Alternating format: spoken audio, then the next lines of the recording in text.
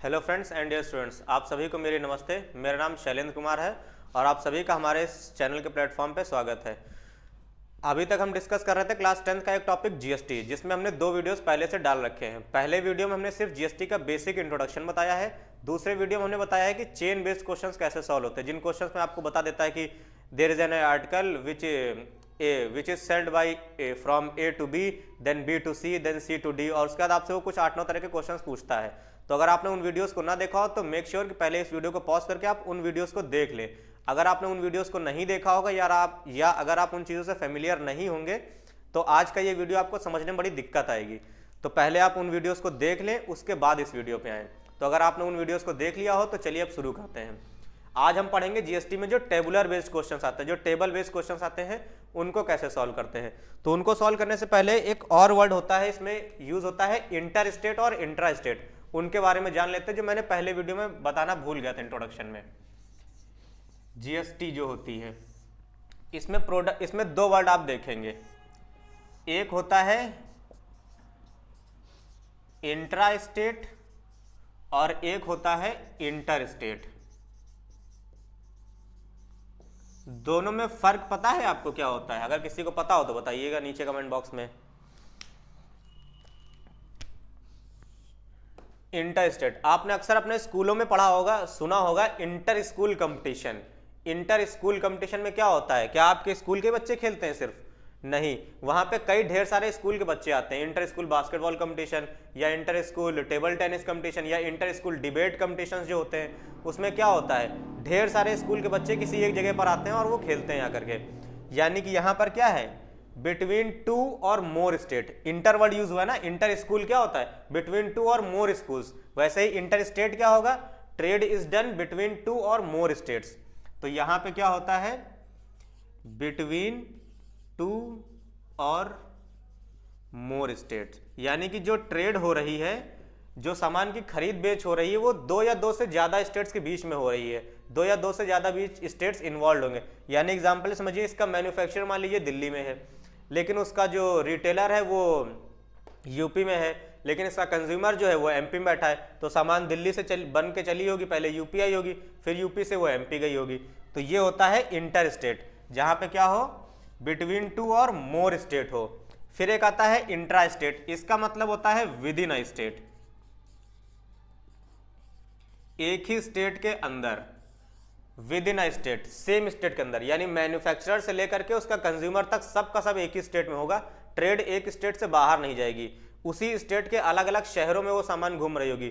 Suppose date UP की बात करें तो मैन्युफैक्चरर मान लीजिए लखनऊ में है, उसका रिटेलर कानपुर में है और जो कंज्यूमर है वो आगरा में बैठा है। तो एक ही स्टेट के अंदर जब आपकी ट्रेड हो रही होगी, विद इन अ स्टेट, एक ही स्टेट के अंदर जब सामान बिकेगी और बनेगी, एक स्टेट से बाहर कोई प्रोडक्ट का ट्रेड नहीं होगा, तो उसको कहते हैं इंट्रा। इंटर का मतलब क्या होता है, बिटवीन 2 और मोर स्टेट्स। अब इसमें जीएसटी का डिवीजन होता है कि किसी में डिवीजन होता है, किसी में नहीं होता है। जैसे इंट्रा स्टेट की बात करें, इंट्रा स्टेट में क्या होता है, एक ही स्टेट में हो रहा है, विद इन अ स्टेट। तो इस केस में जो जीएसटी होता है आपका, इधर देख लीजिए आप, अगर आपकी जो ट्रेड है वो इंटर स्टेट है, इंट्रा स्टेट, अगर आपकी ट्रेड जो है वो इंट्रा स्टेट है, तो इंट्रा स्टेट के केस में जो आपका जीएसटी होता है, इंट्रा स्टेट का मतलब क्या है, विद इन अ स्टेट, एक ही स्टेट के अंदर, विद इन अ स्टेट। तो इसमें क्या होगा, जो आपकी जीएसटी होती है ये 2 पार्ट में टूट जाती है। कोई भी परसेंट होगा वो आपका टूट जाएगा। एक पार्ट आपका टूट जाता है जिसको हम कहते हैं CGST, और एक पार्ट आपका टूट जाता है जिसको हम कहते हैं SGST। CGST का मतलब होता है सेंट्रल जीएसटी या central goods and service tax. SGST का मतलब होता है state goods and services tax. कहीं कहीं पर यहाँ पे UGST भी लिखा होगा, उसका मतलब होता है यूनियन टेरिटरी जीएसटी, UTGST। ठीक, तो वो बात एक ही, स्टेट है या यूनियन टेरिटरी, मैथ्स में इतना आपको ध्यान नहीं देना है। तो इस केस में क्या होता है, आपका ये 2 पार्ट में टूट जाएगा। लेकिन कब टूटेगा, जब ट्रेड इंट्रा स्टेट हो, विद इन अ स्टेट हो।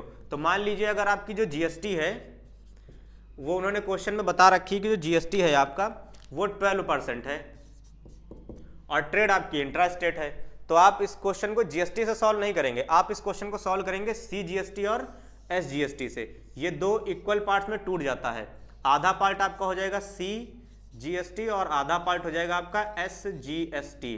सीजीएसटी आपका कितना हो जाएगा, टोटल 12% था तो इसका कितना हो गया 6%, और एसजीएसटी भी कितना हो जाएगा 6%। तो ये हो जाता है केस। ये कब का केस है, जब ये ट्रेड कैसी हो रही हो, intra state with in a state. एक ही स्टेट में होगा तो आधा पैसा सेंट्रल गवर्नमेंट ले लेगी और आधा पैसा स्टेट गवर्नमेंट ले लेगी एज अ टैक्स। लेकिन ऐसा नहीं होता है जब ये प्रोडक्ट इंटर स्टेट हो, जब इस प्रोडक्ट के ट्रेड में दो या दो से ज्यादा स्टेट हो। उसमें देखिए क्या होता है,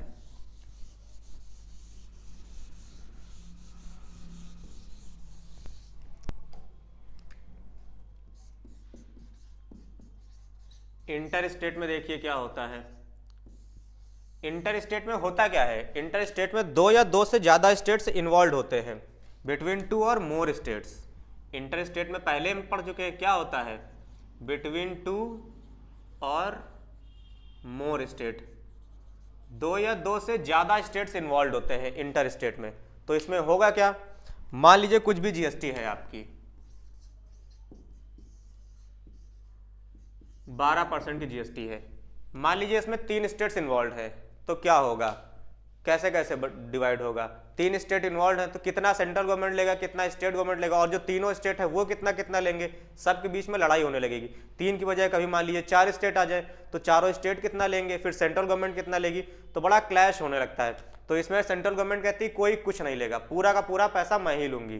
तो यहां पर क्या होता है, आईजीएसटी आ जाता है,